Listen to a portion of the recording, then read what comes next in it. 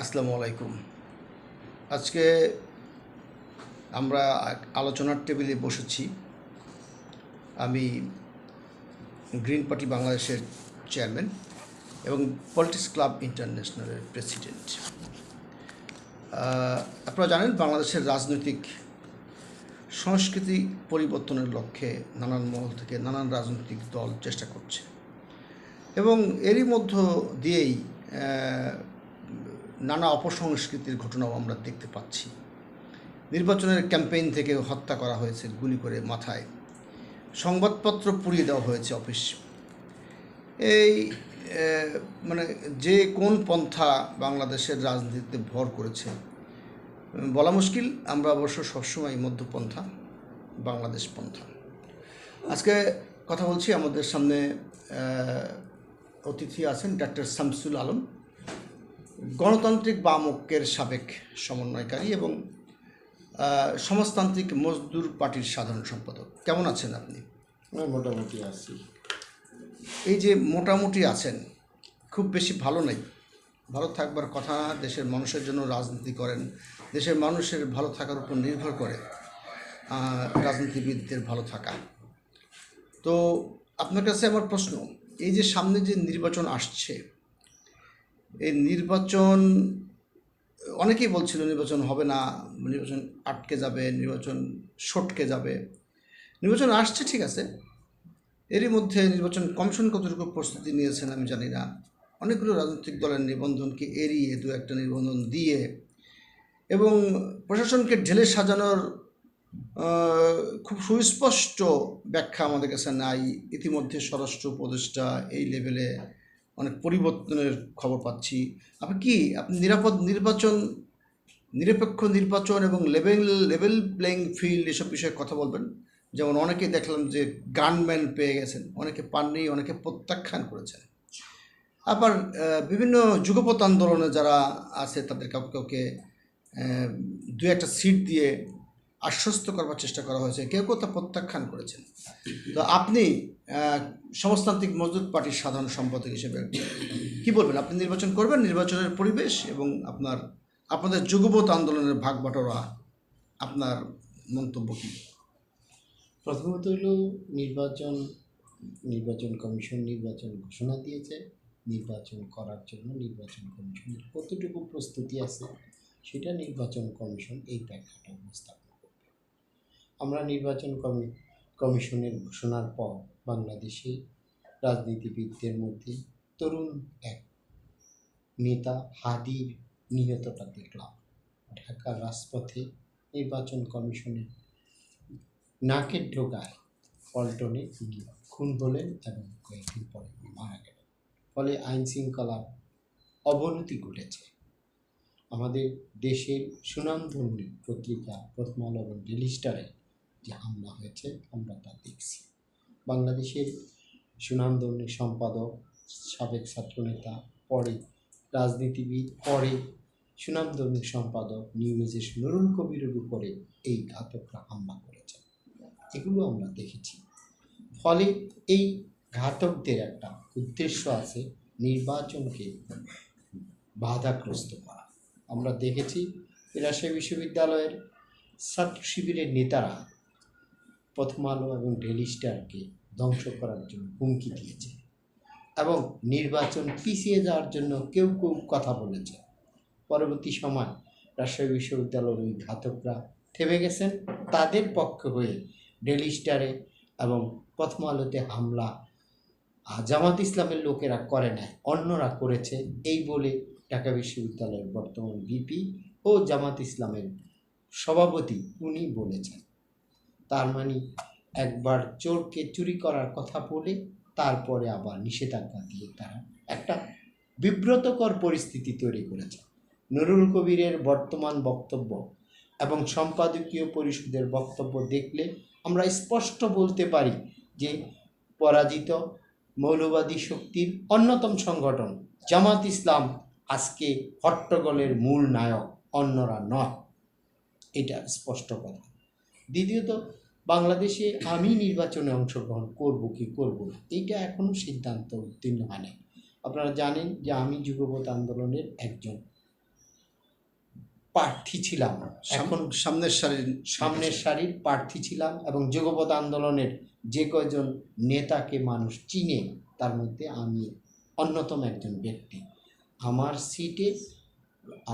আমার সিটে জাতীয়তাবাদী দল একজন ধনাঢ্য ব্যবসায়ীকে নমিনেশন দিয়েছে। আমি এই ব্যাপারে বিএনপির সাথে আমার কয়েক কথা বৈঠক হয়েছে। সর্বশেষ বৈঠকে আমি এই কথাগুলো তাদেরকে বলেছি যে প্রার্থী আমি হওয়ার পরিবর্তে বিএনপির প্রার্থী হয়েছে। আমরা এই বিষয়গুলো বিএনপির কাছে জানতে চেয়েছি যে আমরা আসলে কী করব। তারা আমাদের কাছ থেকে সময় নিয়েছে। জাতীয়তাবাদী দলের ভারপ্রাপ্ত চেয়ারম্যান তারেক জিয়া বাংলাদেশে না আসা পর্যন্ত এই সময়টা আমরা অপেক্ষা করব, এবং তারেক জিয়া আসলে 2-1 দিন পরে এই বিষয়ে একটা আমাদের সাথে বসে একটা সিদ্ধান্ত তারা উত্তীর্ণ হবে বলে তারা জানিয়েছে। নমিনেশন দেওয়া না দেওয়া নিতান্তই তাদের ব্যাপার। 2023 সালে 28 অক্টোবরে আওয়ামী দুঃশাসকরা বিএনপিকে রাজপথ থেকে হটিয়ে রাজপথ মুক্ত করে একটা নির্দয় পরিবেশ তৈরি করেছে। আমরা গণতান্ত্রিক বামপক্ষের পক্ষ থেকে প্রতিবাদটা অব্যাহত রেখেছি। 90 দিনে আমরা 72টা প্রোগ্রাম করে রাজপথে বিএনপি সহ অপরদেরকে রাজপথে আসার সুযোগ করে দিয়েছি। সেই সুযোগের বলে আজকে রাজনীতিটা সংগঠিত হচ্ছে। সেই দিক থেকে গণতান্ত্রিক অগ্রযাত্রাকে আমি সবসময় সাধুবাদ জানাই। আমার সাংসদ হওয়া না হওয়ার মধ্যে দিয়ে কিছু আসে যায় না। সাংসদ হলেই যে এইখানে আমি একটা কিছু করে ফেলতে পারবো, আর না হলেই একটা কিছু হবে না, এটা কিছু আসে যায় না। দেশটি যদি গণতান্ত্রিক যাত্রার পথে পরিচালিত হয় তাহলেই আমি সন্তুষ্ট থাকব। আমি ভিন্ন কোনো কথা এই সময় বলছি না। আচ্ছা, তো একসাথে যুগপৎ আন্দোলন করেছেন, একটা বিরাট বড় মানে অক্টোপাসের মতো বুকে চেপে ধরেছিল একটি অপশাসন। সেই তার পিছনের অনেক কাহিনী আছে, সেগুলোর ব্যাখ্যা করে লাভ নেই কী কারণে তারা এই চক্রের মধ্যে পড়ে গেল। সেই একটি স্বাধীনতার যুদ্ধের মানে সাথে যাদের যে দলের ইতিহাস জড়িত আছে তাদের কর্মকাণ্ডের মধ্য দিয়ে জনগণের ধিক্কার করিয়েছে। সেরকম একটি জগদ্দল পাথর বুক থেকে সরালেন, যুগপৎ আন্দোলন করলেন। এখন আপনাদের নির্বাচনের ক্ষেত্রে যে দলের সাথে আপনারা যুগপৎ করেছেন বিএনপি, আপনি শুধু না, অনেককেই বঞ্চিত করেছে। আমরা দেখতে পেলাম যে এই গণ অধিকার তো এখন 300 আসনের প্রার্থী দিচ্ছে, তারা 2টো আসন পেয়ে সন্তুষ্ট না, প্রত্যাখ্যান করেছে। আবার অনেকেই সেটা আমরা বারবারই পলিটিক্স ক্লাব ইন্টারন্যাশনাল থেকে বলাবলি করছিলাম যে কেন এই আসন 500 হতে পারে না। যদি সংসদের প্রয়োজন হয় পাশ করবার জন্য, তো সেই ঘোষণাও তো আসতে পারা যায়। 300 আসনে প্রার্থী দিলাম, সংসদে পাশ করে পরবর্তী মাসে আরও 200 সংসদ আমরা নিয়ে নেব, বা কোনোভাবে সমস্যার সমাধান করতে হবে। আপনার যেই পরিমাণ ক্ষুধা, সেই পরিমাণ খাবার নাই, তাহলে আপনি পেট তো ছোটো করতে পারবেন না, আপনার খাবার বাড়াইতে হবে। সংসদীয় আসন বাড়ানো যায় কি না এটা নিয়ে তো 31 দফার মধ্যে একটা বক্তব্য আছে। সেটা হলো যে 100 উচ্চকক্ষ সাংসদ বাড়ানো। তো ফলে আমরা ক্ষমতায় গেলে এই সংসদে প্রথম অধিবেশনেই 100 উচ্চকক্ষ সাংসদ তৈরি করার একটা চিন্তা এটা মাথায় আছে 31 দফায় এটা চিন্তা মাথায়। সেক্ষেত্রে অনেকেরই যাওয়ার স্পেস আছে, সেক্ষেত্রে উচ্চকক্ষে অনেকেরই যাওয়ার সম্ভাবনা আছে। আমরা সেই আশায় থাকবো। আপনারা যা যুগপৎ আন্দোলন করেছেন তাদের সম্ভাবনার দ্বার উন্মোচিত হবে। আমরাও কিন্তু মাঠে ছিলাম, নিজেও দেখেছেন। সেজন্য আমাদের জন্য একটা পেছনের দিকে রাখবেন। ঠিক আছে, আপনাদের জন্য রাখা হবে। ঠিক আছে, যাই রাখেন।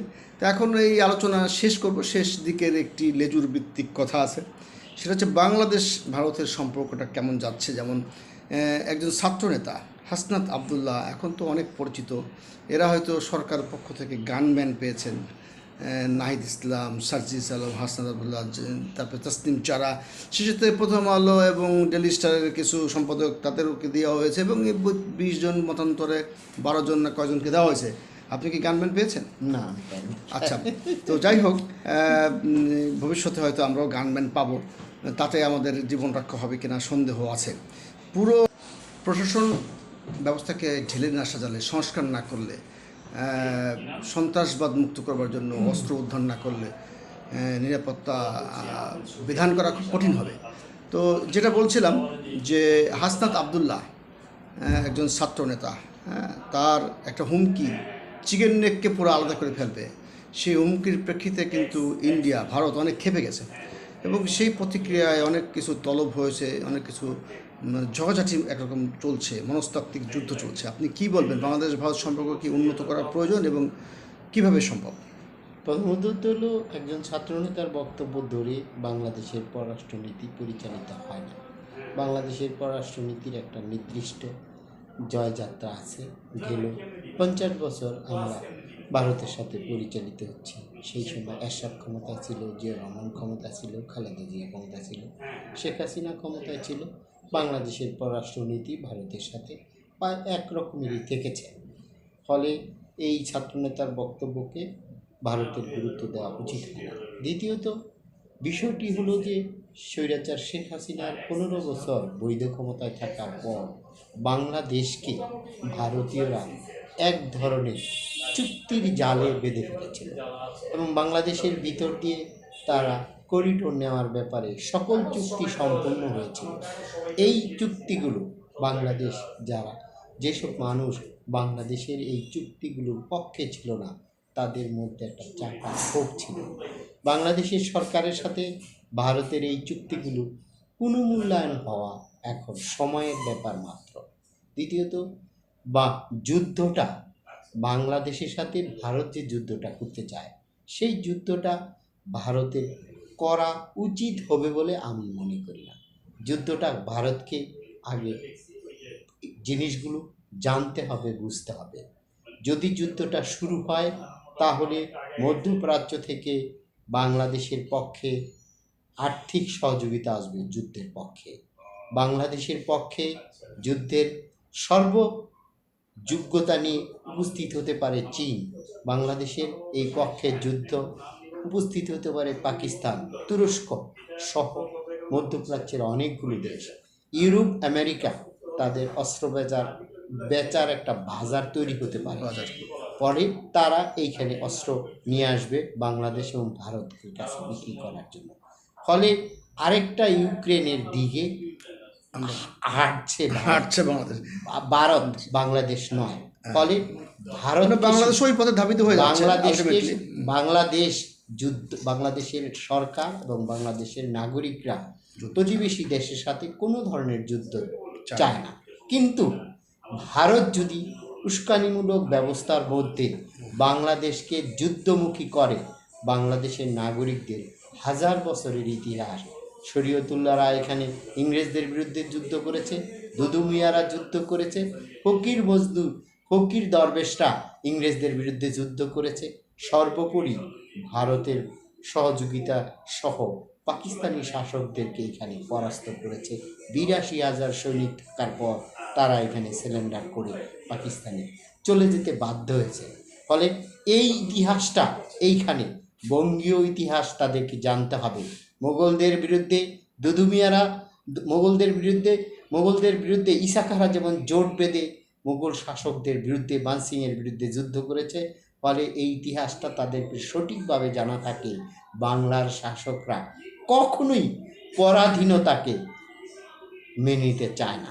ফলে শাসক কি ইউনূস, শাসক কি তারেক জিয়া অথবা অন্য কেউ, পরাধীনতা মেনে নেওয়ার মানুষ বাংলাদেশের শাসকরা হবে না, বাংলাদেশের জনগণ হবে না।